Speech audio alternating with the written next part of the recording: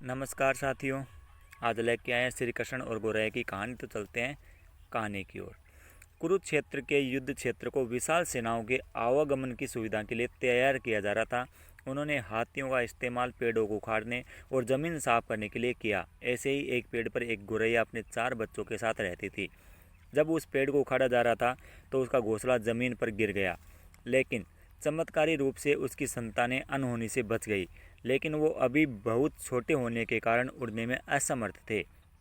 कमज़ोर और भयभीत गौरैया मदद के लिए इधर उधर देखती रही। तभी उसने कृष्ण को अर्जुन के साथ वहां आते देखा। वे युद्ध के मैदान की जांच करने और युद्ध की शुरुआत से पहले जीतने की रणनीति तैयार करने के लिए वहां गए थे। उसने कृष्ण के रथ तक पहुंचने के लिए अपने छोटे पंख फड़फड़ाए और किसी प्रकार श्री कृष्ण के पास पहुंची। हे कृष्ण, कृपया मेरे बच्चों को बचाइए, क्योंकि लड़ाई शुरू होने पर कल उन्हें कुचल दिया जाएगा। सर्वव्यापी भगवान बोले, मैं तुम्हारी बात सुन रहा हूँ, लेकिन मैं प्रकृति के कानून में हस्तक्षेप नहीं कर सकता। गौरैया ने कहा, हे भगवान, मैं जानती हूँ कि आप मेरे उद्धार करता हैं। मैं अपने बच्चों के भाग्य को आपके हाथों में सौंपती हूँ। अब यह आपके ऊपर है कि आप उन्हें मारते हैं या उन्हें बचाते हैं। काल चक्र पर किसी का बस नहीं है। श्री कृष्ण ने एक साधारण व्यक्ति की तरह उससे बात की, जिसका आशय था कि वहाँ ऐसा कुछ भी नहीं था जिसके बारे में वो कुछ भी कर सकते थे। गौरैया ने विश्वास और श्रद्धा के साथ कहा, प्रभु, आप कैसे और क्या करते हैं वो मैं नहीं जान सकती। आप स्वयं काल के नियंता है, यह मुझे पता है। मैं सारी स्थिति एवं परिस्थिति एवं स्वयं को परिवार सहित आपको समर्पण करती हूँ। भगवान बोले, अपने घोंसले में 3 सप्ताह के लिए भोजन का संग्रह करो। गौरैया और श्री कृष्ण के संवाद से अनभिज्ञ अर्जुन गौरैया को दूर भगाने की कोशिश करते हैं।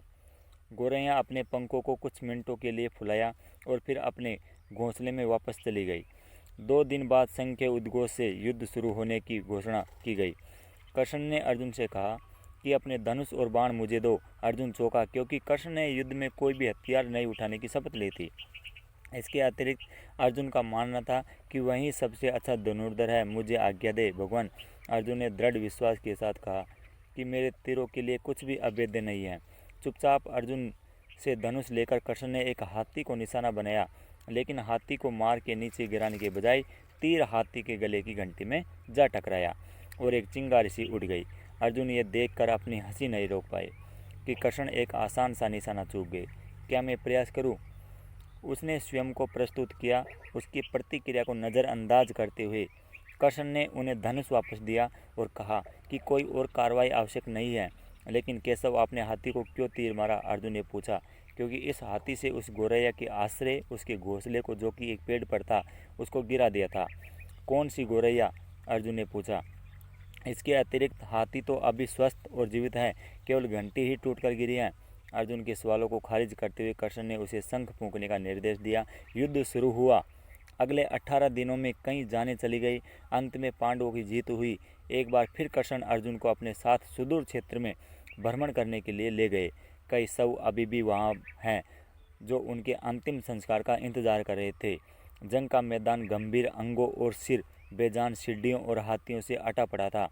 कृष्ण एक निश्चित स्थान पर रुके और एक घंटी जो कि हाथी पर बांधी जाती थी उसे देखकर विचार करने लगे। अर्जुन, उन्होंने कहा, क्या आप मेरे लिए यह घंटी उठाएंगे और इसे एक तरफ रख देंगे? निर्देश बिल्कुल सरल था, परंतु अर्जुन के समझ में नहीं आया। आखिरकार विशाल मैदान में जहाँ बहुत सी अन्य चीज़ों को साफ करने की जरूरत थी, कृष्ण उसे धातु के एक टुकड़े को रास्ते से हटाने के लिए क्यों कहेंगे? उसने प्रश्नवाचक दृष्टि से उनकी ओर देखा। हाँ, यह घंटी, कृष्ण ने दोहराया। यह वह घंटी है जो हाथी की गर्दन पर पड़ी थी, जिस पर मैंने तीर मारा था। अर्जुन बिना किसी और सवाल के भारी घंटी उठाने के लिए नीचे झुका। जैसे ही उन्होंने इसे उठाया, उसकी हमेशा के लिए जैसे दुनिया बदल गई। 1, 2, 3, 4 और 5, 4 युवा पक्षी और उसके बाद एक गौरैया उस घंटी के नीचे से निकले। बाहर निकल के माँ और छोटे पक्षी कृष्ण के इर्द गिर्द मंडराने लगे एवं बड़े आनंद से उनकी परिक्रमा करने लगे। 18 दिन पहले काटी गई एक घंटी ने पूरे परिवार की रक्षा की थी। मुझे क्षमा करे हे कृष्ण, अर्जुन ने कहा।